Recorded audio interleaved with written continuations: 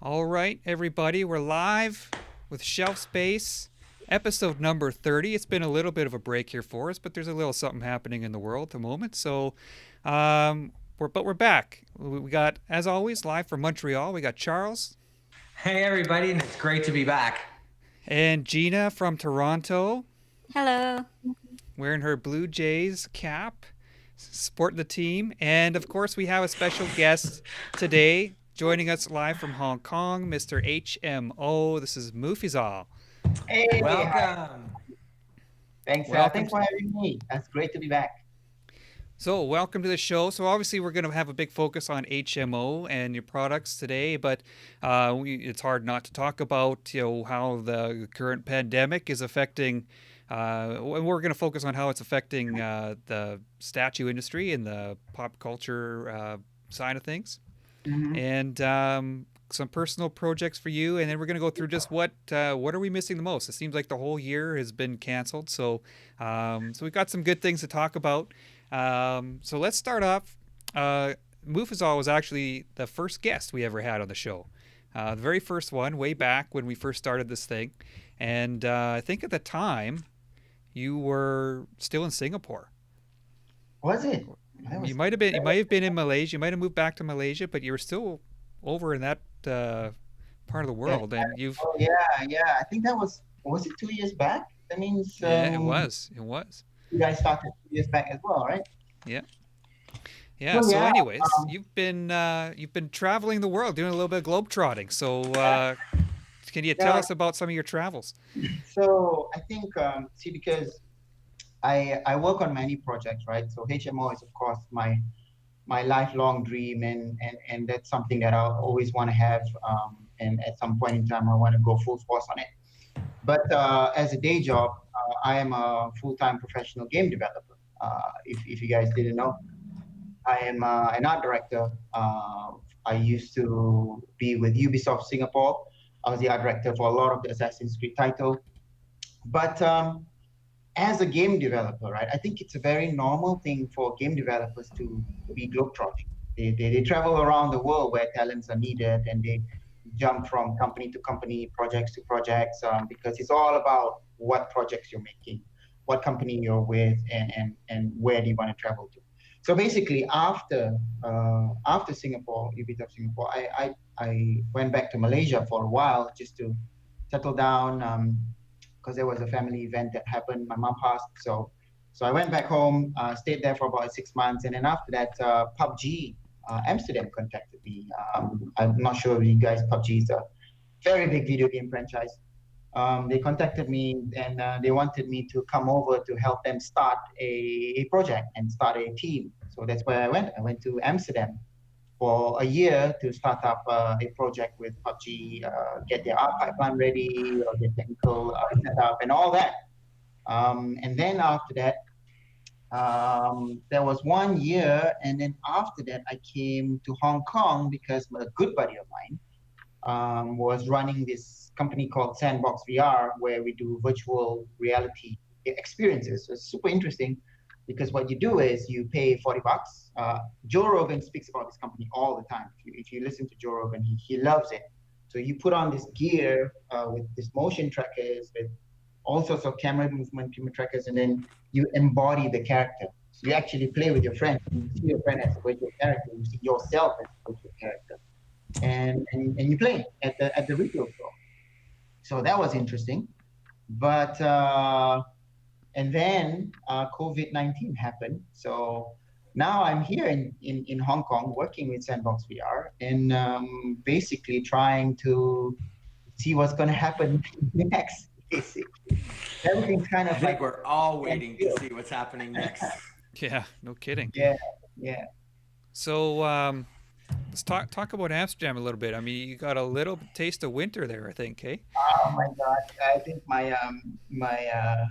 my Asian heritage was not very good with cold Mine weather. too. But I love Amsterdam for what it is. Man, that is a beautiful city. It's every day I wake up. I was lucky enough to be able to live in one of those canals, canal houses. Okay, Those okay. Those, Yep. they used to be spice storage places, right? So they turn into apartments, and then you've got 3 floors. I was lucky enough to live in one of those. Every time you go out, you see this beautiful canal with beautiful city, and it's like a refreshing thing all the time. Yeah, I And remember I spent some time in Amsterdam too in the 90s. It was a wonderful place to visit. yeah, and the museums, the art collection, and surprisingly, I mean, I was so impressed by the Dutch people because I didn't know they started so many things. They're the first one. They started the stock market. They figured out they standardized the metric system. A lot of things started in Holland, and I didn't know. It's amazing. Voyage of discovery. You What they know, were I remember one thing about Amsterdam. Above and beyond the obvious stuff, I remember, going to one because in the mid '90s, I traveled through Europe. I did the backpacking thing, so I traveled through Europe for 4 months and just went from one country to the next. It was between degrees at school, so I wanted to have that life experience. And one of the things I wanted to do was every place I go, I wanted to go to the comic shops there. This is pre-statues, before statues were a thing. right. And I remember most of the shops in Europe, if you wanted to buy comic books, it was like in a box under a table, like something like you're trying to buy drugs or something. Like hey, It's and probably easier to buy drugs there, I'm guessing. probably easier at the time anyway in Amsterdam. And I remember being surprised by that, the way they viewed American pop culture. I mean, it's probably different now with all the movies, but in the '90s, it wasn't something that was seen in high regard. Mm. The oh, same with us. Sophie is a comic book nut. She would everywhere we go, she would try to live near one. She would choose a house to rent in one. So we were this street that we were staying was is called Cloveniersburg. Wow, amazing name. But Easy, there was rolls off the tongue. Yeah. there was only one comic book shop in the entire Amsterdam central city. So it was called Hank's Comics.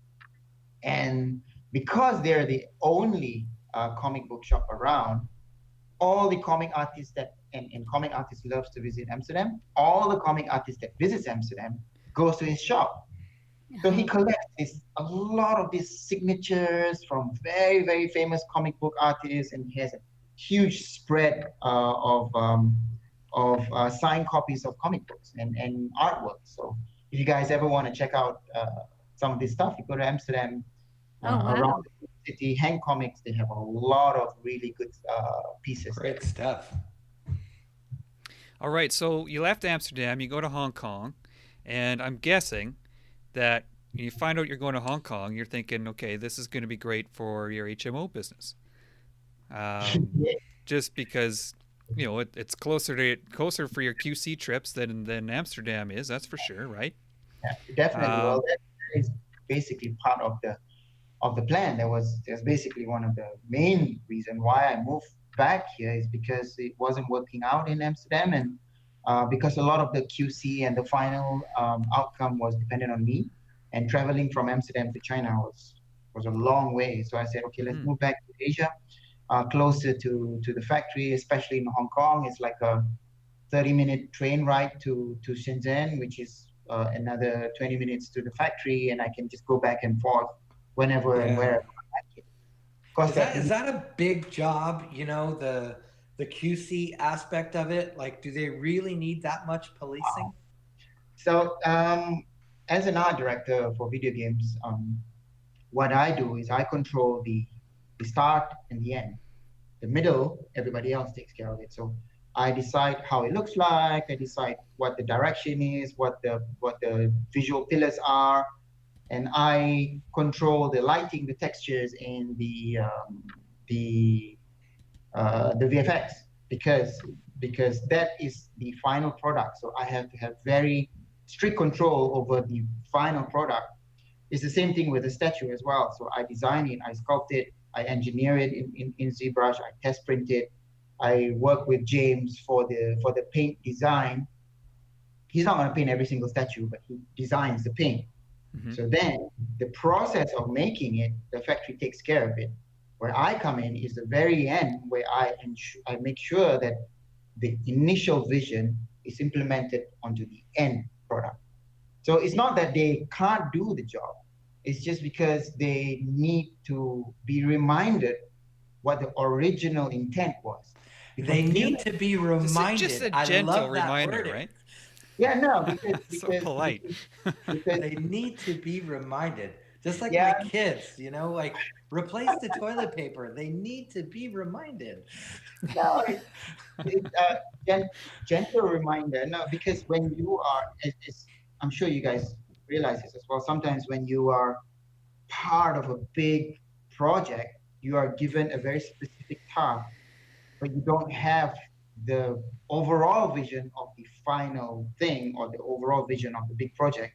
You are committed to making the hair, but you don't understand what this hair represents. So that's where we come in and we say, here's the big picture. This is how everything should be coming together.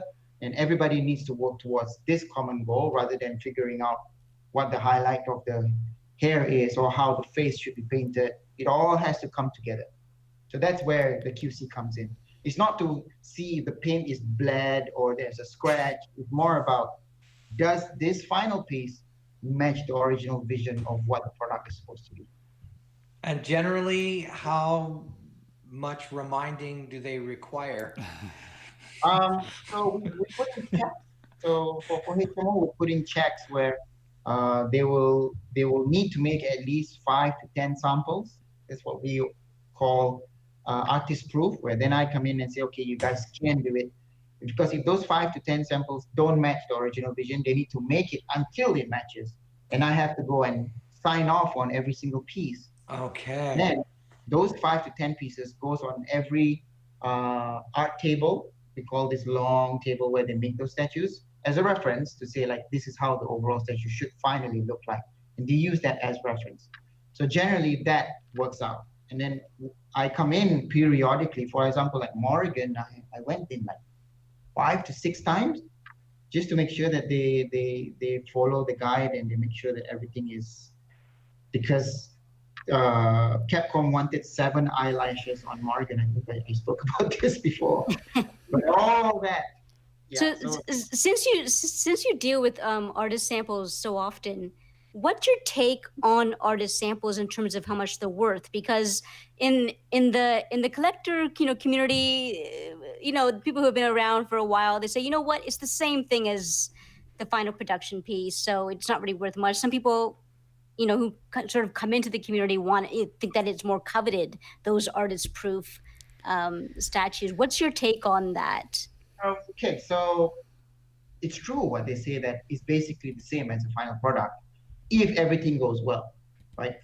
So, the goal of those artist samples are to prove that the factory can do the work, to prove to the people who was going to the factory that they know what they're doing, and is to use as a guide for the artist that's going to be painting it for the final product. So it's all about the perception, right? It's all about, if you know that this piece has a history, if you know that this piece was touched by the artist, and this artist is the one that approves and agrees that this piece represents his vision, then yes, it could be worth more. But on the other hand, if it's not supposed to be valued more, it's supposed to be the same quality as the final product. Because if it's like specially painted and nobody can replicate it into the final product, then it doesn't serve its purpose, right? So a value Good point. of an object is usually determined by the people who desire it. Nothing more, nothing less. Okay, so everyone heard it.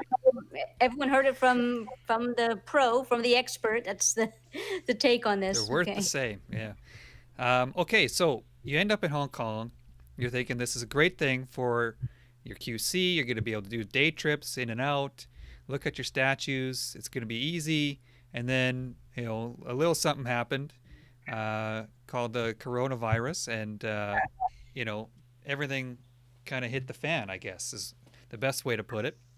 So this Yeah. must have put a major wrench in your production line and all your scheduling. And just can you just walk us through how big of an impact this had on the HMO and just statues in general?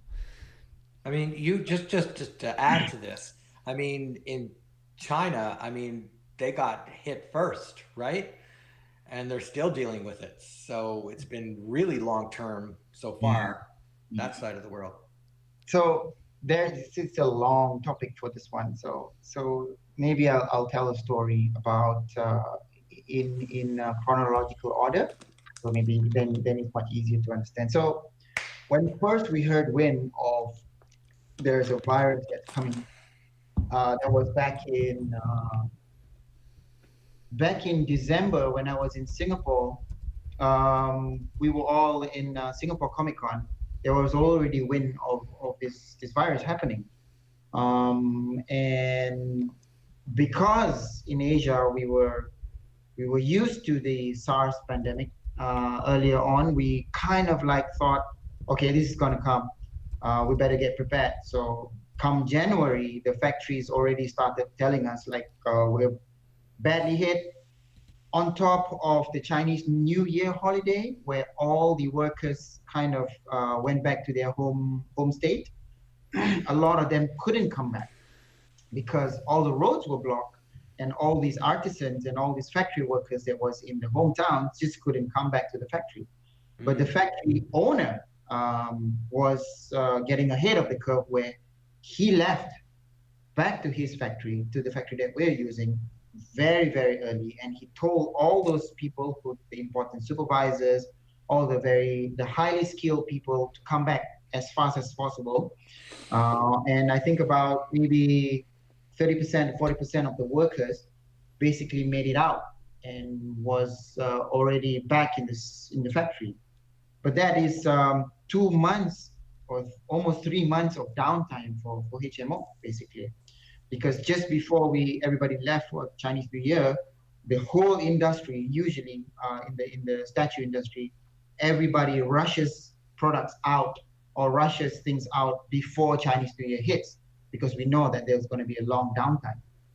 So for HMO, we were already at the very end of Zorro, very end of Mai, as well as Guilliman, and the remaining process was boxing, Sophie's design of boxes, making sure that all the QC is done, and that put a huge delay of almost 3 months for us. So, wow. But the good news is that the factory got ahead of it and they did not completely stop. So things were moving, but at a very, very slow pace. I mean, you've got a huge factory floor with 3 floors, many products, and 20 to 30% of workforce. So the factory has to do a lot of smart decisions of which client they want to do first, who is of the highest priority, and everybody's sharing the same talent. So that's where the challenge is to manage this right now. How do they determine that? Which company is of a higher priority? We'd like to think that they prioritize it based on first come first serve, because the projects that has been stale and on the table will deteriorate on the factory side. If they don't work on it, they will lose money because the molds will rot, the paint that they've mixed will dry up, the batch of resin that they've used will age and not work anymore. So the longer they put it back, the more money they will lose. But in reality, there are some prioritization done based on the size of the project as well. Because if your project is 50 pieces, like a custom piece, 50 pieces, they've already mixed a batch of resin, they've already mixed the thing, they can afford to lose that versus a 2,000 or 3,000 piece project where the batch is bigger. So those do you think that that's an intentional plan by some companies to have like a higher edition run, even if it's far past their made to order numbers, so they can hog the company space? No, not at all. Definitely not. a very specific problem for a specific phenomenon that we're facing right now. Usually that's not the case at all. Usually they have way more than enough talent on the floor to work on all those projects. That's interesting, because sometimes I wonder. This is you don't have to answer this question. I'm just going to say it out loud, because sometimes licensed projects all happen in a time span of a year, but these custom projects could take 3 years. So it's interesting. Anyway, we don't have to get into that. I just wanted to throw it in there, because these timelines seem to be all over the place. So XM Studios official is Brian, is that right? Yeah, that's Brian. He's using that account right now. Yeah, so he's like the company that makes the loudest noise. It's true. Hey, the squeaky wheel gets the grease, isn't that right?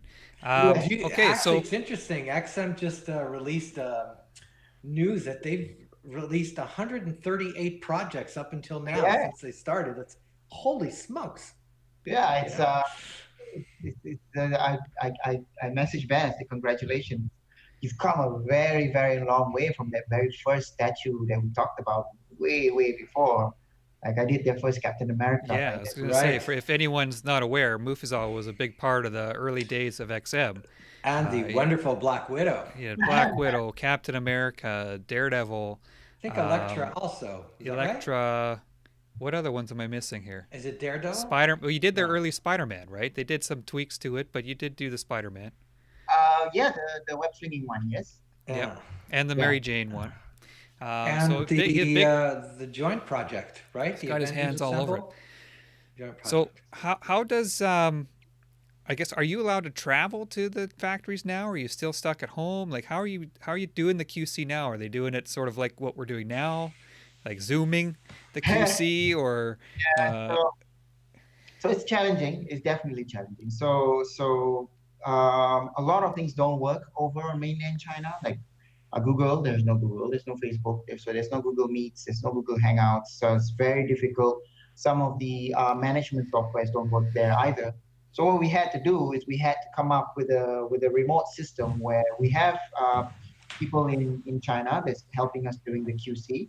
So what we do is we do digital tracking. So they go there, they use their phone, they take pictures and they take videos, and then I will use this tool where I do digital arrows of places where they need to look at, places they need to do the QC basically. So you're marking up their video. Correct. So I'm marking up their video on second to second, minute to minute, and then they just use that video as a reference tool. So that's the best we can do. And because I'm lucky, I'm in Hong Kong, stuff can go out of China really easy, really cheaply. I mean, like to ship a box of Mai here is probably going to cost me like $20. So they should, so a sample of Guilliman and Sorrow and Mai should arrive in Hong Kong maybe in Tuesday for me to do the final check. And if everything's okay, if everything's okay, then we can ship them out already. So, is that concerning you at all? Like the rise in shipping prices? You know, we've been hearing some crazy prices for shipping across the ocean. It's real. I can tell you that. We saw, like, I don't want to point to any company, but there's a company that does third scale statues, and people are posting their shipping bills of like $1,500, and it's like their shipping is more than the price of the statue. Well, I mean, I think we actually talked about this in an earlier episode, and I was saying about that 1/3 company. I was very hesitant of buying a particular statue because I was figuring the price was going to be $800 to ship. And then Charles, they would love that now. Yeah, and Charles was like, wasn't really? far off. It wasn't far off. I was 100% correct. So that's where it's gone now. It's where it's actually come to fruition. Yeah, I think it's a lot to do with the surcharge that they're putting on, right? And it's a surcharge. I don't know what surcharge they are, but basically it's because of the travel restrictions and the cutting of flights basically, and they put this huge surcharge. So we have been working with To answer your question, yes, we are concerned. We are very concerned for the collector because if they cannot get access to the statues that they've already pre-ordered and bought, it's not beneficial for us on this side. It's neither beneficial for you guys on collector side as well. I It's think, yeah. it's almost like it's almost like I want to suggest everybody to just either get a warehouse somewhere in Asia and store them until it's cheaper for you to ship them, or like what we do is that we give options, right? We say, okay, so the shipping is really expensive. I mean, be prepared. Shipping is going to be very expensive, but we will give you options of either you want to go and get the statue via air or sea. Sea will take much longer, but it will be like half the price of air shipping. So sea shipping is an option that we're going to put on the table for people. Yeah. It's going to take much longer. I think one of the concerns that I have personally, because, you know, all these shipping companies are seeing some people agree to these new rates. And some of these shipping companies are going to say, wow, these people are willing to pay 3 times what we normally charge. What's to stop some people to say, oh, well, you know, things have changed. We'll now go back to only double what we usually charge instead of triple. Yeah. And, but I think this was happening even before COVID-19 happened. The shipping prices just kept going up and up and up. And maybe like Mufizal, you can sort of confirm this myth. But or if it's a myth, I've always thought that when I first started in collecting, the shipping prices were a certain amount, and they started to go up dramatically over time. And then I always thought that it's perhaps almost like as if the shipping companies realized the value of these collectibles, and it's like, wait a second, we're not going to ship this for $80, or we're not going to charge the company X amount. We're going to charge them a little bit more because this collectible is actually the value of this item is a lot. Is that a myth? I've always felt that the shipping companies were catching on that this was a valuable commodity being shipped. Is that a myth? I don't. All right, so let me see whether I can become Adam Savage and try and bust this myth. So I think you're talking about during back then during sideshow times where shipping was super cheap, like $100 and a $300 statue. So there are 2 parts of it. Number one is the shipping company doesn't realize the value; they know the value. People who realize the value are the immigration department. They realize that, wow, these statues are actually very expensive and we should charge more tax. That's one side of it. The other side is that I know that side very well. Same here. So what happened was back in those simple sideshow times, beautiful statues, by the way, the statues were not complex. The statues were very compact. The bases were very small, and the boxes were very small and light as well. As we progressed, the statues started to get bigger and bigger. The bases started to get more and more complex, and the boxes started to get bigger and bigger. Hence, the shipping prices started to get bigger and bigger. Because the shipping price is quoted, I'm not sure whether I'm pretty sure you guys know this. They're not quoted by weight, they're quoted by dimensions. They're quoted by volumetric weight. So the bigger the box, the more expensive the shipping is. Right. So that basically, it's not that the shipping prices are getting higher and higher. That's just inflation in general. What actually is happening is that the shipping prices are actually getting lower and lower, but the statues are getting bigger and bigger. That's why the shipping prices are getting more and more expensive. But you see a trend now where statue companies are also realizing that these big bases are not manageable at some point, and they're starting to make more compact designs, which is something that we always do. I want to chime in on this. The bigger the statue, the more expensive the shipping. Because what's happening right now is that, people are buying your $800, $900, $1,000 statue, but they're paying $600 extra in shipping, which makes it near impossible to resell at what you paid. Oh, yeah, Because are you going to start charging 1,600 at that point to cover your shipping and your taxes, whatever, and then you're going to charge an extra 600 to ship it to the guy, who wants your statue? So we're seeing a lot of this going on in the aftermarket, that the trade, the hobby, is having a hard time sustaining what people paid for their shipping. Yeah, so that means if you want to talk about it in investment term, it's illiquid. It's not as liquid as what it used to be. No So way. No. you cannot trade your statue as easy as before. But that's kind of like a double-edged sword. So you get less scalpers. Rob would love me saying that. You get less scalpers. You get more honest collectors, where people who buy them because they love the piece, they want to keep the piece. And it's something, as an artist, it's always something that I prefer. I prefer people who buy statues or who buy pieces of art is because they like it, they want it to be part of their collection and part of their life, rather than it being a commodity. Nothing wrong with it being a commodity at all. I fully respect people who buy it for investment purposes. I think it's a smart way to go about it. But the more people who buy it because they love it, the better it will be, actually. Well, that's a great perspective from a short-term way of looking at it, and I'll explain. Because I've been buying statues since the mid-90s. And in that period, I probably owned 14 or 15 different Spider-Man statues. It would make no sense for me to keep all of them.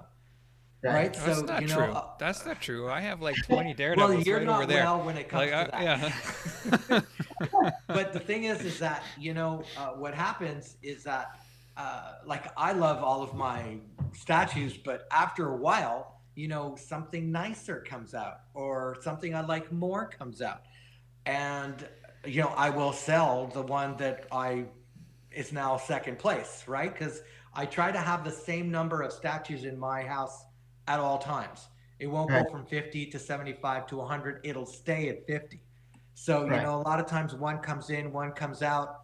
And for the longest time, we were able to sustain our collections that way, where, a statue that you bought 3 years ago, you now sell it for more or less what you got, maybe a few extra bucks. But now that the overseas shipping, because this is a new phenomenon, paying for overseas shipping is only a few years old. We would never consider that before XM. Yes. And all of us North Americans are like, whoa, wait a second here. What the hell's going on? 25 bucks? You want me to pay more than 25 bucks to ship a quarter scale statue? Anyways, I think we're getting a little bit off track here. So let's move on to the next topic here. We want to focus on some of HMO's projects, and maybe you can give us, I think we've already kind of updated a little bit on some of them, but we want to start off, I want to talk about Mai. This statue looks absolutely incredible, by the way. Did you have a live model for this by any chance? No. All right. So thank you for bringing up this topic. Before we move on, I do want to talk a little bit about the company and what we have been doing for the past 2 years. Right? Sure. So I do want to, because you might have realized that we have not opened a lot of pre-orders in the last year. So basically, it's a conscious decision. What we have done is that we wanted to recollect ourselves. Right. Because HMO has been pushing out statues, and we're a very small team. We're more of a art house rather than a big conglomerate statue company.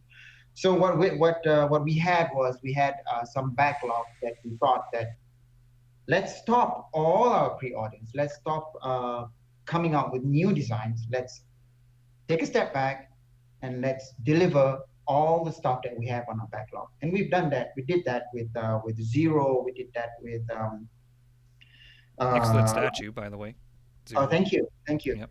And now we only have 3 statues left, which is Sorrow, Guilliman from Warhammer, and Mai from SNK. So I do want to touch. We'll come to talk about Sorrow after, but that's basically what it is. We are clearing of our backlog. As soon as this backlog is cleared, then we will start pumping out newer designs and newer statues. Bigger things are going to happen in well, it's supposed to be bigger things happening in 2020, but then bigger things are going to happen in 2021. So, I mean, just sort of interject, but I mean, look at these details here. It's gorgeous. My, look at that rope detail. Yes, we can't keep our eyes off the rope. The rope looks outstanding. I don't know how'd you get that texture. Hey. Oh yeah, Mai. So Mai is actually part of. If you look at that little square, circle logo there with the girl's hand, it says HMO Girls. HMO Girls, yeah. So here Mai is number 2 of our HMO Girls line. So HMO Girls is it will open up possibilities for us to tackle a lot of video game characters. I mean, HMO Girls is not limited to video games, of course, but we're going to be focusing a lot on video games. So SNK has a few interesting female characters as well that we want to tackle. We have Darkstalkers, which was launched by Morrigan, and Darkstalkers also has some really nice characters that we want to tackle in the future as well. Mufizal, I want to ask you something about the Mai. I noticed that you use the real eyes. Mm-hmm. I love this concept. I wish more statue companies would use it. You know, like what's happened is you've used it on a couple of your projects, and then other people go, "Why don't you use the real eyes like HMO?" We're talking about, for example, the Sideshow Joker life-size bust. You know, they use. Why don't you use the real eyes? It makes such a difference. It does definitely. So one thing that we in HMO always try to push is that we like to call it a breakthrough for every statue. So what a breakthrough means is that we try to introduce things that people have never seen before or applied to a 1/4 scale statue. I mean, I'm not going to take the credit of inventing these glass eyes.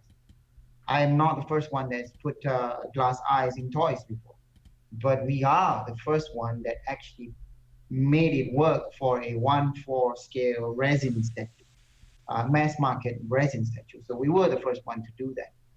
And the response was so positive. You didn't hear one person say, why can't they just paint it? No one person said that. No, and I had a picture up there of Morgan, which was the first one to get that treatment. And I mean, that statue, of course, won Statue of the Year in 2018. Yes. I don't think we've talked since then, in person, Mufizal. Oh, look at that. Yeah. So it's up here. Oh, hang on. Let me get these off the screen. Do you have that? Oh, there we go. Statue of the Year. Boom. Well deserved. And a big reason for that was this innovation that you guys had, the real eyes. And but I think with Mai, you guys have kind of pushed it even further. You did some tweaking to the system. Yeah. So basically, what we did was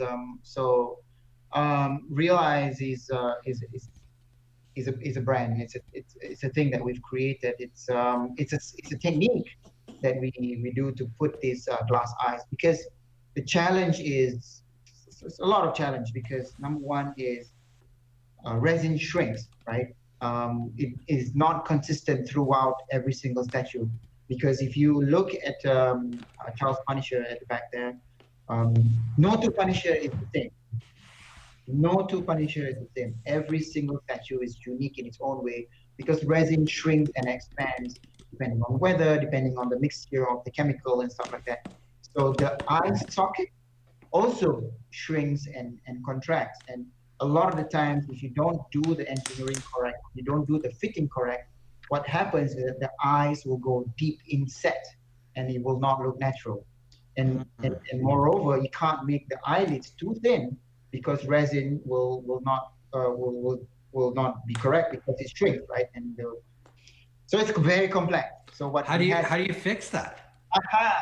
It's a great secret. So did you like figure this out just through testing, like you did sort of test models, and then you can just tell, okay, next batch we have to fix this, next batch we have to do this. You're just doing test models. Is that how it works? Yes. So okay. So a lot of back and forth. That's why I have a 3D printer here where I do all the engineering myself. All the eyes, and I can show it to you later how it's done. but how the eyes are done and the measurements and how thick the eyelids are, how deep the concave for the eyes are. So it's a lot of back and forth, a lot of thought went into it. The last part was getting the head material correct. People don't like PVC, but PVC is the best material for you to not get any sort of shrinkage or delamination on the face. So what we couldn't use PVC, obviously. So what we did was we figured out with the factory, what is the material that has a less amount of shrinkage? What is the material that can have slight translucency on the skin texture? And we figured it out finally. And these are the type of resin that we use for the face of HMO. It's not a typical poly resin statue. It's a special type of resin that doesn't shrink as much. And this is something that you're figuring out with the factory. Yes, correct. And the factory will not share this information with other companies who want to do the same thing? You know, I don't mind if people share it. I don't mind if people take on this technology and people use it for their own products, because that's the purpose, right? What we do here, what I do as an artist, is innovate and try and move things forward. Why do we want to have a stagnant industry? We want people to continue to innovate. Remember when the Hot Toys came up with the very first realistic hit, everybody was like, oh my God, this is a revolution. So, and then things started to get better and better and better. And when XM started to revolutionize the way we pack things with the strap, everyone was like, oh my God, so this is the idea of why we want to create innovation, is to move the industry forward, to move your collection forward, to give you new things to buy. Otherwise, Charles will keep selling his Spider-Man. I still have my top two. Here, I'll show you one that will never be sold. Okay, while he's gone, so I'm just going to throw up your other one in production here. Right. This is the right. Guilliman. Just very quickly, because I don't know if you know what it is. Do you know what this is? Oh, that's bronze. That's right. Oh my God. That's the Spidey bronze Bowen from way back when. With the marble base as well. Yeah. I bought this one 20 years ago. It would have to be. Yeah. So, you know, this one passed the test of time. What's the market rate for that? I'm sorry? What's the market rate for that? Anywhere between 8 and 15. Wow. It depends on where you are and at what time. If there are 5 on eBay at the same time, that's the time to buy it. But if there's only one, you know, but the most I ever saw it sell for was 14,000. But, you know, at the time there weren't that much stuff. Now it's the competitive dollar. Who knows? But I'm not selling it. So, yeah. Maybe you trade it for that Black Widow, but so let's talk more about Guilliman. This one's also in production. Yeah, this is beautiful. I was looking at this earlier. To me, I mean, like you said, you try to add something new to each piece. So you want to talk. Was there something on this one? To me, it's looking like the paint is going to be the toughest part. Yeah. But maybe just. So the good news for Guilliman is that today people should start getting the shipping codes. So I don't know whether that's a good news or not, but it is yeah, in general. Could be so good. We are shipping this out as soon as those shipping costs are covered. So it's all ready. The sample is just arriving, like I said, tomorrow, and I'm going to give the final go ahead, and it's ready to go. So that's good. So beautiful. So the innovation for this one is so for Warhammer, right? Nobody's really done one scale Warhammer statue. I know another company, Prime One, did a 1/4 scale one. It's super huge, it's very beautiful. But the community of Warhammer have never really seen a poly resin statue of that size before. And the way we approached it was that we respect the painters of the Warhammer community, because a lot of them are painters and collect figures. So how I directed was that I want the same painting technique for the miniatures reflected on the 1/4 scale statue. So that's why the painting looks that way. it was done by a professional Warhammer miniature painter, but on a 1/6 scale version. You sculpted this all in, it's all you, this sculpture? No, so this was a collaboration with Raul. So Raul is a very popular sculptor for a lot of Warhammer stuff. So I did the initial direction, I did the initial composition, and then he sculpted the stuff, and then I added on the. So basically, it's a collaboration between me and Raul. It looks You know, awesome. I like it that you spend so much time on the staircase. Now, you know, a lot of people take this for granted, right? Like most of the time when you see staircase bases or rooftop bases, it's very basic. Right. And you looked to do, you know, there's a spot here. I think I can do something there. I'm going to add some skulls. There's a spot here. I think I'm going to make it look more marbly or, you know, royal, like palace type.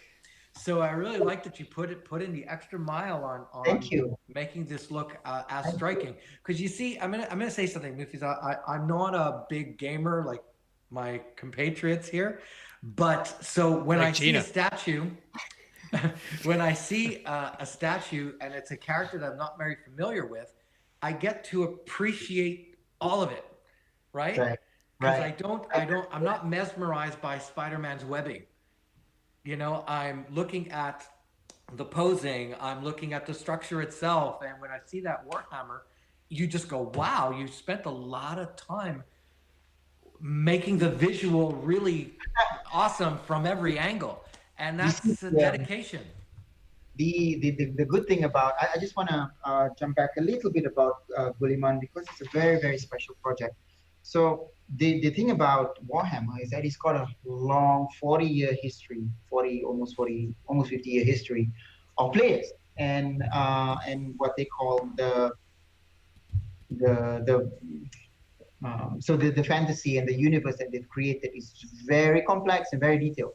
So about those staircases and those details, every single detail is an important detail for the universe. So we wanted to add stuff on top of it, but a lot of the times we needed to talk to Games Workshop, and they gave us very specific guides about this is the color that it should be. Here's how the screw should look like. Here's how the bird design is. Every single detail is guided by Games Workshop.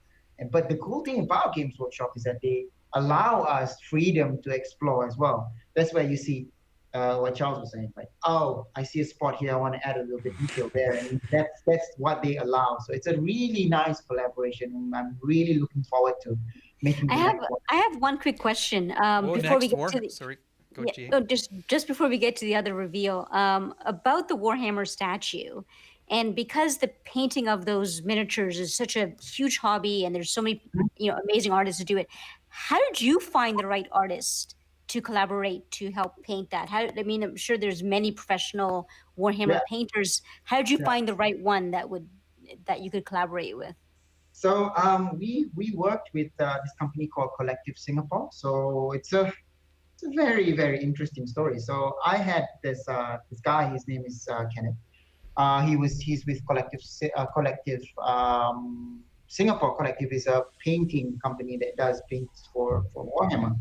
So really quickly, he was basically my sculpting prodigy. He used to come to my studio, and I used to teach him a lot of stuff. And then we started the Warhammer project, and then I realized he's actually a professional Warhammer painter. Oh. Okay. So he has been doing this professionally for a while. And then I said, hey, why don't you paint my 1/6 scale statue in your style, and we'll work in it together. So how I choose the people I work with is usually people who are open to a discussion. Right? Great collaboration is great communication. It's not about here's how it's supposed to look like, go ahead and do it, come back to me after a month and show me what you got. No, that's not how it works. Okay. You got to communicate every so often to make sure that the directions. So it sounds like you found a painter that had one foot in each industry. He was painting Warhammer miniatures, but he also had expertise in sculpting. He had a foot in both industries, sort of. And well, that's perfect. Yeah, yeah, yeah. So So that's good. quickly before we move on, I think you openness. mentioned Yeah. there's another Warhammer in the works. Is that Yes, yes. So the next one is Logan Grimnar. So I can't say much more than that. okay? I'm Like sure. Warhammer fans will know exactly what that Yes, means, and yeah. yes. So, Okay, so so the other one you've got, and we mentioned it earlier, is part of your Bounties of Bathos correct. universe. We got So Sorrow. yeah, sorrow. So now HMO has a couple of lineups. So we've got the Gaming Legends, and then we've got the HMO Originals. So HMO Originals is our own take on universes basically. So we've got Beastly Beauties, and then we've got Bounties of Bathos. So now Bounties of Bathos is a passion project of mine, right? So it's something that I love. It's sci-fi, it's hot babes, not only hot babes, it's also Nothing uh, wrong with hot babes. but There's a but market. also complex robotics is something that I like. So this is more of a passion project. So it's not under pressure from licensing companies. We own the license, we own the brand, we own the IP, and it's very complex. I can tell you now that these is it's almost the same as the Bugatti Veyron for Volkswagen. So they made the Bugatti Veyron not to profit, but to prove that something can happen. So this is what Sorrow represents. It's to prove that we can do it. It's to prove that we don't need, we can create IPs like Transformers or The Mask or Thundercats to sell toys, rather than going back to Thundercats or Transformers to gain those licenses to sell toys. So we create universes to sell collectible statues, to sell art, basically. So that's what Sorrow is about. And it's a challenge. Every single Bathos statue is a challenge to make because the complexities of it, the robotics of it, the details of it is very complex. But good to know that Sorrow is also in the same backlog promise as Guilliman Mai. So she should be coming out as soon as we ship Mai, basically. So Guilliman is shipping first, and then Mai, and then Sorrow. So one of the details that I love about this statue, and I got to see it when you first revealed it back into, and Charles, you saw it too, in Singapore. Yeah. The blood in the water. I don't know if people can see that there on that Yeah, picture on the right, but that's an awesome little detail. yeah. Just so realistic looking. It's an interesting thing. So what I thought was like, hey, so these people who do nobody's gonna recast Sorrow. She's not that popular and she's super complex. But I thought like, hey, let's do an experiment. Let's figure out how can we make a statue that is almost non-recastable. So what that was is that so you got the hand, the monster's hand, that's sitting inside a puddle of resin that's poured after the fact that is painted and casted. So if you take that base and you make a mold, you will only get half of the hand. You will never be able to see the finger inside the resin. So that's the whole idea of why we wanted to put that pool of puddle over there. And then James thought like, okay, I'm going to try and put some color inside there to simulate blood. So that's basically how we arrived at that. Yeah, it looks awesome. That's probably my favorite part about that whole statue is just that I guess sort of a simple little detail. Yeah. Okay, so let's just stay on the topic of Bathos for 1 second here. I've got. I just want to say in passing, Brian, I'm not selling you the bronze Spider-Man for that price. Let's just say that straight out. I'm seeing offers. So, this guy here, Necrosis, was teased a while back. Is he still in production? Oh yes, well, he's not in production. Not in production, but in the pipeline, I should say. Yeah, he's definitely in the pipeline. That's what I like about the Bounties of Bathos collectors, because they know that this is more of a passion project. It's an art project more than a statue company business. So it will take time for us. Well, is this kind of like your Court of the Dead type of thing? Like, you know, Correct. it's your creator-owned line of statues and you know what? creator-owned stuff tends to get the +1. You ever watch Spinal Tap goes to 11? Oh yes, You know, okay, maybe I'm dating myself with that joke. it's a double-edged sword, right? It's like when I'm working on bathos, I become a fine artist. When I'm working on video game licenses like mine, I become a commercial artist. So a commercial artist serves a purpose. A fine artist serves himself. So I am my biggest enemy, and I keep trying to tweak it. It's not good enough. It's not good enough. It got to be better. It's not good. And it never ends because nobody's going to come here and stop me because it's my project. So it's a double-edged sword. Yeah. So quickly, MadWalk72, we did just mention Necrosis. He is in the pipeline, so it will be coming semi-soon. Yeah. Okay, Stay tuned, folks. We've got a little teaser here of an upcoming statue. Is this girl number 3? Yeah, so this is girl number 3. I think a lot of people are expecting this, and we love to be able to meet that expectation. And so this is what you see is a little teaser of Felicia. We're working directly with Capcom Japan for this one. So that's because we're very, very particular about what and how they look like.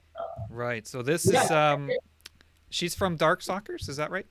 Correct. So she's part of the Darkstalker universe, same group as Morrigan. So there's a little bit closer up on the face there for you guys. So that's the first teaser image of Felicia, which should be coming, at least Look the at full that reveal teaser soonish. Hey, that's why they're called teasers, right? That's just hilarious. That's Well, just I had the one whole eye and a little bit of hair. So yeah, this is will this line of statues also be using the real eyes uh, concept? show you guys what features we're going to be bringing for Felicia. It's going to be the next evolution of what real eyes is. Oh, really? The cat, the fur. Are you doing the fur on the cat? Yes, I am as well. I remember that. You Yeah. posted that a while back. Correct. You're gonna make it look like real fur or something like that. Yeah, so technique called flocking. It's been done for forever already. So you know all those perfume bottles with those velvet textures on them. Yeah. So that's called flocking, and it's a method that we're going to be using for those cats. Oh, wow. Cool. All right, so yeah, let's move on from the HMO side. We're going to talk about Mufizal, the artist, because you're always kind of, as we kind of alluded to, you're always sort of experimenting and trying new things, and I just want to show some of your I guess we'll call it your personal projects. Whoops, got to show this. This one here is your self-portrait. Is that right? you know, I'll open your mind and I'll open your eyes into something. Yes, we abuse the guests that come to see us. That's what we do. We abuse them. Well, there's a story behind that one. You said you sculpted that out. You dreamt about this character or something, and then everyone you posted, and everyone was saying it looked like you. Yeah. Right? So it's something that every artist will do unintentionally, right? So if you look at any artist and if you look at their work, most of the statues, most of the faces will kind of resemble them regardless of however it is. Because you are most familiar with your face because you look at yourself in the mirror all the time. Well, I do. And we have a mirror in front of us for references and stuff like that. So a lot of the times, a lot of the art that comes out kind of resembles the artist. So it wasn't a self-portrait. It was something that I just woke up like, oh my God, I dreamt of this stupid alien because I was watching The Fourth Kind the night before with Mila Jovovich. You guys remember that show, The Fourth Kind? The Fifth Kind, I think, or The Fifth Element? The Fourth Kind, the one where... no, I don't know that show. I haven't seen it. No. Damn, it's about alien invasions. Anyway, it's very... We're usually spot on in pop culture. I woke up like, oh, I got to sculpt this. So what we do as artists is we do warm up pieces and warm down pieces. So before we do our professional work, we have to warm up first, and that was my warm up piece basically. It's cool. So here's another one that's sort of a kind of a caricature. Yeah, Leon the Professional. yeah. Another. Is this a warm up piece as well? I know it's actually this is so. I do want to bring this topic up where I differentiate myself as a like you were saying, Chris, the artist and the business owner, right? So business owner part of me does commercial art, but the artist part of me does commissions as well because that's what I do. I need to continue to make art. That Leon the Professional is actually a commission piece. And you'd be Oh, surprised okay. to know that at some point in time, it's probably going to pop up as an actual product. So I can't Oh, say okay. more about that. Yeah, because we were talking about this before the show. Like we've seen you post pictures of a Hulk, which was very nicely done. And you know, when you do that, all people are saying is, when are you going to release this? It's like, I think I want to torture the fan base for no particular reason today. You know, because that Hulk is something people would buy. It should be Yeah, produced by one of the major companies. It's a that's, great rendition. that's also a challenge because sometimes I have a lot of not withdrawal. How do you say it? I don't want to do it. So I don't really want to post stuff because I got a lot of work that I do on the background. And every time I post something, people are going to always assume that it's going to become a product. So that's why I have to post alien photos where people will know exactly. Well, you kind of got to accept that. Like you know, if I'm going to post something like that, people are going to think it's a custom. If you're going to post something like that because you're a Right. producer and a company owner, they're going to think in bigger terms, right? Yes, yes, yeah. You know, So that helps. I can tell you that I've been doing a lot of commission work for official stuff. So you can look forward to that later on. So So one of your posts that caught my eye, speaking of eyes on these things, these little horror rascals, I think is yeah, what you call yeah. them. yeah, And so here's a lineup here, and here's a close up of the Jason, which is one that you're adding to that lineup. yeah, But the one that in particular that grabbed my attention was this one here, this Pennywise. yes. And I'll just kind of flip through a few pictures here, kind of showing it from all angles. And what I think makes this awesome is this little watch his eyes, how they follow you around. Uh, Like, look at that creepy. Like, this is supposed to be a cute little kid well, I version of think Pennywise. any monsters that are cute, they're creepy. Yeah, Is that's that true. from That's your true. own? Is that from your own printer, Mufizal? Yes, yes. Yeah. Look at that. That's so So weird. So, talk about how did you do that? How did you make the eyes do that? So, okay. Imagine you have a bowl, right? Like a small bowl, and then you paint a black dot at the bottom of the bowl. So when you move the bowl, there is a perspective distortion where the because the dot is further away from the rim of the bowl, it looks like it's moving, but it's actually just a simple perspective illusion. So Okay. think of a mole, like of someone's face. The negative impression of that mole, when you look at it long enough, it'll look like it's coming out in 3D, but it actually is on the other way around. So it's a very, very simple perspective illusion. But the idea behind it is what intrigues me a lot, is because what I'm trying to do is I'm trying to combine two very opposite topics together into one single product. So one topic is that creepiness, the scary, I can't. So the creepiness of horror, right? It's super creepy, and you combine it with something that's absolutely cute, like this dude here. So the way it's also painted is that it's a creepy paint. So when you look at it, you are conflicted, saying that I like it, but it creeps the shit out of me. Yeah. But I like it regardless, but it's still creeping the shit out of me. Yeah. And because of the way the eye works, is that if you have like a bunch of friends and everybody's looking at that statue at the same time, the statue will be looking at everybody at the same exact time. Nobody can get away from the stare. So So yeah, is this a potential way to combat googly eyes on statues? Like, could be, could be. like, But I like think if they did this on any statue, like, so if the eyes are following you around, you know what I mean? it's Like, I don't think that it will work for 1/4 scale statue okay. because the way the eyes are engineered, the way the eyes are engineered is I don't know whether you guys can see this very well. I'm just gonna come a little closer. Hang on. Yeah. So the way the eyes are engineered, if you can see, it's concaved in, right? And the Oh, I diameter, see what you mean. yeah. So the diameter of it is very specific, and it only works if it's that diameter and that proportion with that kind of depth. So Mm. if you want your girl statues to have those kind of eyes, sure, but I don't think it will work for 1/4 scale statues. So Gotcha. Okay.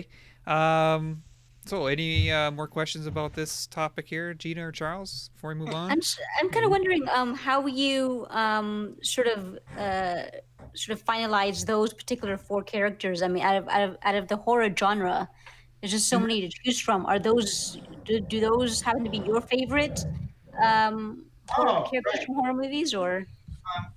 I like okay, so I think Western ghosts are not scary. I think Western ghosts are cool, like the Okay. 13 Ghosts, the Pennywise the Clown, even the stuff from Annabelle. I think they look really cool and awesome. What scares the crap out of me is Asian ghosts, the Ring, Ju-on, all those Asian Right, ghosts, right. just because it's just so close to home. So I did pick one piece out of the rest of the Western horror genre is the Samara from The Ring. From The Ring, I saw that. She still Yeah. that still freaks me out. That movie, which is just sensational. Even the like American one, when she came out of that screen for the very Yeah. first time, the TV, the entire theater. I saw it opening day, and the entire you theater. know the movie. Yeah, when the actual American one, when it's shown here, and when she came out of the TV, the entire theater. I'll never get over that scene when she comes out of the TV. Like that was the moment where it's like shit is getting real. Like what the Yeah. hell? Yeah, but I haven't seen it. I don't know what you're talking about. Literally. I've seen it. She's very right what she's saying. And you Yeah. know what? No one else can do a scene like that in a film without someone saying, "Oh, I saw that in The Ring," you know? yeah. So speaking of movies, that's probably a good segue here. Well, go on actually, to- before got you one go more? to the movies, yeah, I have Okay. one question. You know, we talked about this a little earlier. You know, there are some companies, because we're going to wrap it up in a bit, so I just want to get this question out there. You know, there are some companies that are starting to look into doing collaboration projects. You know, Prime One doing something with Blitzway, XM Studios getting together with Iron Maiden. You know, I Yeah. don't know if you saw their Book of Soul statues. Yes. Do you find that this is something that you're interested in? And do you find that this is something more companies are being open to doing, these collaboration projects with other statue companies or other licenses and working together? You know, I think in general the industry is it's a very small and niche industry, but it's a huge industry. Right? A lot of the people are friends. We're all friends with each other. I'm very good friends with Ben and Singh and Brian. I know people from. I'm friends with Adi from Connecticut as well, and I think collaboration is a way for companies to leverage on each other's strength, right? So, for example, we did a collaboration with XM Studios, actually. HMO did a collaboration with XM Studios a while back. It's called HX Studios. So we leverage on each other's strengths. So XM was leveraging on HMO's creative innovation part, and we were leveraging on XM's licensing as well as production methodology, because they're really good at that, and they have the Marvel license, which we don't have. So a collaboration would be a way for you to see strength from another company injected into items that are usually not available for those companies to tackle. For example, like Blitzway wouldn't be able to tackle. I'm assuming, I don't know the real story, but Blitzway being able to tackle the Joker is something huge, right? I mean, to get K.A. Kim to be able to sculpt the Joker is amazing. And I Have would you love. seen it, guys? What he's talking about, the Joaquin Phoenix piece? Oh yeah, Have you seen it? I think I've seen it for sure. That thing looks incredible. Yeah. Yeah. And I think that's something that I really want to see more of. I want to see other companies leveraging on other companies' strength. It's a good thing. Yeah. I agree. All right, so as we're on the movie topic, and I know I love going to the movies, but 2020, it seems like we might as well just throw it out the window. We're not seeing anything new. I mean, we should have been talking about the new Black Widow movie And Wonder Woman, right? And Wonder Woman, and so I wanted just to kind of go through this and say, I know you like to go to the movies and everything too, Mufizal. You're always there. It's kind of opening night, and is there something? Doesn't have to be a movie, just some kind of event or something from this year that you were looking forward to that you just you're gonna miss. I mean, we'll still get to see it, but I mean, you're talking about movies, is that correct? movies, or if you're gonna go take a trip or go to a convention or something like that. Yeah, you see, the thing is, we always plan to go to. Well, I missed GDC. That was a huge event that I really missed, and I will always look forward to going to the GDC. Is a game developers conference, huge conference usually in San Francisco. It was canceled. Right. It was very disappointing. And then they canceled E3, and then they canceled SDC Singapore, not Singapore Comic Con. Yeah. San Diego Comic Con is Were you going to go to San Diego this year? Yes. Oh, that's too bad. You had a ticket, everything, like it was all set up. You plan every year to go, right? It's like, and every year something happens. And this year I was like, okay, Sophie, let's do it. Let's get everything done. Again, sorry to interrupt, but were you exhibiting, or were you just going as a fan? I wanted to go as a fan. Okay. And it's very rare for me to be able to go to an event as a fan, and I thought like SDCC is far enough away that I can go as a fan, and I really want to enjoy the show. Yeah. San Diego. For sure. These cons are also the times when we all meet. Yes. We've been to a number of cons the last few years, and we get to meet other collectors, or, people we talk to online, company owners, and it's something we're missing already. We didn't get to do. San Diego is such an awesome event, but San Diego is just awesome itself. I would go to San Diego even if SDCC wasn't on. If I was here, it's that awesome. My family loves it. Last year for the event, I actually Ario was there. Ario. So he was there, and we met up and he got to meet my kids and my wife. We went out for. They don't drink, but we had lots of margaritas for them. So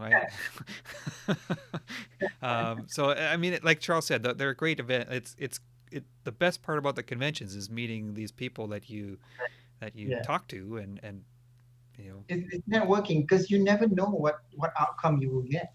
You come in expecting something, and you go out getting something completely different. And you make new friends, and you get new connection, you get new networking. You get new absolutely. Yeah. I think one of the things I love most about conventions, especially the ones in the U.S., because we get some big ones in Canada. But like the one in New York, for example, where it's like aisles and aisles of the biggest names in comic books, right? And it's we never see anything like that. We could spend 3 days just going from artist to artist, just saying, I grew up on your stuff. You were the best babysitters I ever had. That's something that you're really going to miss. I'm sorry. Over on this side is also going to get. We don't know yet, because a lot of the cons happen at the end of the year on this side of the world. Yeah. But I hope that Wonderfest will happen. Because if it does, that means the whole world is already better. So it's in our very best interest to make I sure that hope when so, but that's July, right? So, and if there's they the winter canceled it, one, and there's the summer one, right? yeah, in July. It's usually in July, but it was gonna be, I think, same opening weekend of the Olympics, so I wasn't sure if it was gonna go ahead anyways. But Yeah, obviously, no Olympics now, so yeah. there maybe. Gina, what about you? What are you gonna miss most so far that is not going to happen this year? It's probably the movies, I think. I mean, Yeah. the comic book conventions. I mean, they're huge, but they have A they moment. come, Yeah. maybe there's like three of them I'll go to, or two I'll go to a year. But movies are just a bit more, or the theater is just a bit more of a staple in my life. Like every month there'll be a big blockbuster opening or so. So Yeah. I Yeah. think that's, I guess, what I'm missing. And then I think even when they do start to open up the theaters, and when Wonder Woman comes out or Black Widow, um, the question is, do I feel safe, and does the rest of the public feel safe to go back to the theater, right? So, but Okay. obviously the movies, yeah, the movies right Yeah. now, I think is, Charles, um, what about you? I have to agree with Gina. I'm terrible. I'm not telling people to do this, but when the new Marvel movie would come out, a new DC movie would come out, I take the kids out of school and we'd go see the 1 o'clock show. I do it for them, of course, not for me. Yeah, yeah, right. And now you we know go. what, matinees, Yeah, Charles is right. Matinees for big blockbuster movies, that is the way to go. is the way to go. And you Yeah. also get If those you can do it, freebie if you can posters manage too. it. Yeah. I think I miss that. I miss, well, we don't really have the Marvel movie one after the other. We were spoiled the last 3, 4 years, but we Yeah. would still go. We would still, if it wasn't Marvel or DC, we would still go to see other stuff. And my kids are now 10 and 12. Now they could watch the really cool movies. I don't have to sit through the Trolls 2. Right. Yeah, so I do miss that in terms of pop culture. I think, did you guys see that picture? I think we miss the movies, but I think the cinema misses the humans as well. Because Sophie was showing me a picture of those cinemas getting moldy because nobody's there, and all this mold and rot Oh, and stuff. Oh my gross. God, it's disgusting. So they Yeah. have to wash it first before they let people in. Yeah. I think, I Well, mean, I've been going to the movies, like any movie fan, you probably start really young, and I've been going to the movies, for over 30 years. And so you kind of understand that there's a lot of people that go in and out of these theaters. So you know now with the situation that's happening, right? Listen, first of all, I'm going to say things will get back to normal. I'm telling you, it's going to happen. But for the time being, yeah, even when these big movie studios are planning to open up these big tentpole movies later on in a few months, and I'm pretty sure they will. But Like Wonder I don't Woman's know if I'll supposed to feel be comfortable. August, Yeah, right? Like yeah, that's yeah, pretty that's coming up pretty quick. I mean, yeah. it's almost June. And then Um, also too, like they might open them up, but then they won't. Some of these theaters may not have the actual concession stands open. I can't watch a movie without yeah. going without my popcorn and without some sort of concession. So that's half of the fun, right? For me at least. So the experience is gone, unfortunately, for 2020 and movies. Yeah. Not until well, things get better. For me, I watched Birds of Prey last night, and I really missed that 2 hours. I want that back. That's What? It's not that bad. And I haven't watched it. have you watched it? No. Who's I seen it? will watch Charles, it have you now. seen it?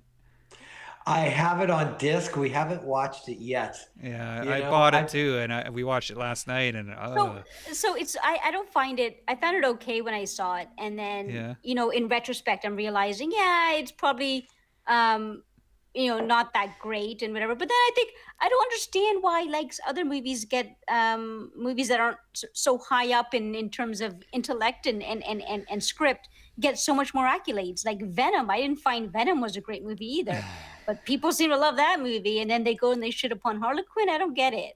I well, didn't, you know what? I didn't like it. I'll just leave it at that. I don't When I know. see it, I'll give you my honest opinion. Right. While on the subject, Mufizal, do you keep up with some of the Marvel and DC TV shows? Like we watched a couple recently, Titans season 1 and 2, and Doom Patrol, which is surprisingly good. Really? I tend to skip a lot of the animated ones because it's not animated. It's live action. Yeah, it's Doom live action. Patrol was a TV season. We're on episode 6 of season 1. It is a quirky, funny, dark comedy show. I wasn't expecting that. My kids were really enjoying it. Yeah. So yeah, I haven't watched it. We watch a lot of one TV series that me and Sophie were watching right now is Castle Rock. That is an amazing show. Have you guys watched it? Castle Rock. It's on based on Stephen King's works, right? Yeah. Yeah. So Castle Rock it's all about Stephen King's universe. So you see Derry, you see Shawshank Prison, you see the characters from all the Salem's Lot, and they all in one big town, basically. You see a little bit of Stand By Me. It's amazing. Season 1 is great. Season 2 is well. That's how. Yeah, all his books are connected like that, weren't they? So yeah. Correct. Yeah. But anyways, my actual answer, I'm going to echo the same. It's the movies, and I do the same as what Charles does. We take our kids and we go usually the Saturday of opening weekend in the afternoon. We take the kids. They're old enough to come now and sit through the whole movie without having to pee 4 times, and it's great. So I miss that. I'm going to miss that all year. So I don't know if we're going to be getting any of them until maybe very end of the year. Yeah. Over here, they release the I don't know whether we get it earlier here than you guys, but usually they release new ones on Thursday nights. So that's why you see me posting on Thursday nights every time I go watch a movie. I'm going to miss that. I'm going to miss going and queuing up, trying to get the first ticket. No, it's all. Well, it's got a depressing turn. Yeah. Anyways, there will be... we will get a chance to watch them, but it's a big part of our show, really. I mean, think about it. How many times do we talk about the last movie we saw and what we liked about it, and now what do we talk about? I think it's a big part of it's a big part of our lives. Just Well, everything, right? We're not even we have this is the longest hiatus we had between shows, right? I think. Yeah, it's a couple months. We haven't had a chance to talk about our latest purchase. I think I have the next statue I have coming in is next week, the Prime 1 third scale Batman black costume Hush. Mm-hmm. And that'll be my first statue. What was the last one I got? Right, everything's been frozen for a few months now. So. Well, anyways, anybody have any last questions for Mufizal? We'll let him get on with his day here. I know it's 9:30 a.m. Monday morning. You got to get on with your work week here. Weekend's over for you. I do have one question, but you kind of answered it. Is HMO, are they looking to get like a Marvel or a DC license or a Disney license? Is that in the plans? It doesn't have to be this year, but forecasting future, is it something that you would want to dip your hands in as a company, not just as a personal project? So the way we look at it is that we want to introduce innovation, right? And we want to always bring something new to the table. For us to do that, we need a lot of visibility for people to get attracted to our pieces and our statue. Of course, everybody wants to do the mainstream media, Marvel or DC. They're great, but the competition is very, very strong in that sense. So for us to be a market leader, we chose topics that is first of all close to my heart, has a huge fan base, but does not have a lot of competition. So that's why if you look at Morrigan, she stands out because there's not a lot of other Morrigans out there. There's not a lot of other Morrigans out there. Hence, people look into the benchmark, which is our Morrigan, and they see this innovation, which in turn inspires them to do that innovation on other statues. So of course we want to do it. Of course, what I want people to question is like, what if HMO did the Phoenix from Marvel? What if HMO tackled this subject? How would they make it look like? That's the idea. You know, I just want to say two things. First of all, Brian asked if you're coming back to Singapore. He misses you. He just asked. The other thing, you know, one of the reasons why I think Morgan did so well and actually won Statue of the Year was for a lot of different reasons. It wasn't just because she was sexy. You know, the real eyes played a difference. And you want to know, when I first saw the statue, the first thing that struck me is the fearlessness of the coloring. You know, some people, they're going like, oh, you know, that's too bright, or oh, you know, that's too flashy, or those are two different colors. I'm not sure they're going to go together. And Morgan just went completely fearless. We're going to go bright purple. We're going to go bright this and bright that. And, you know, we're going to go big eyes. And it was the fearlessness of the project that people went, what is that? You know, and it made people want it. And then a statue that maybe someone like me who might not be very familiar with the character learned that it's sold out like this, right? That says something about the fan base that we would think is fickle at this point. You know, that they've seen it all, you know, they're not impressed easy anymore. And then Morgan comes out with his fearless expression and they loved it. And then they're going like, we want to see more. Yes, that's definitely the idea. It's the way James designed. I have to give credit to James. He's really good at bold colors, at striking colors. It's always something that I encourage. Like, James, just go crazy, man. Don't worry about it. He loves these striking colors, and he knows how to balance them really, really well. And he knows how to. He's an excellent painter. And you're talking about James TCE. TSE? TCE. TC. Yeah. And to answer Brian, yes, I'm looking forward to coming back to Singapore sometime soon. I think once all this is over and once I'm done with the project here, I'm definitely gonna look into going back to Malaysia or to Singapore, because I think I've traveled the world for the last two and a half years. I think it's time for me and Sophie to just settle down a little bit for a longer period of time, and I think most of it is in Singapore and in Malaysia. That's your roots. Got to go home. Everyone got to go home, right? Yes. All right. So I think, Gina, anything? No, I just want to thank you once again for coming on and sharing your time and sharing your expertise. Thank you so much. It's a huge pleasure. Every time I get a chance to speak to the collectors, I always try to bring as much information and education as possible. And you guys giving me these opportunities is a great honor for me. Hey, it's our pleasure. You come back anytime. Mufizal, like Charles said, you're always welcome on our show. We consider you a good friend of the show. And thanks, everyone, for tuning in. And thanks for giving us a couple hours of your time here on a Monday morning. So Monday morning for you anyways. Yes. So, stay tuned. We'll be back again soon. We will be back again. More episodes coming. So we'll talk to everyone soon. And hope you enjoyed the show. Talk to you later. All right. Have a good one.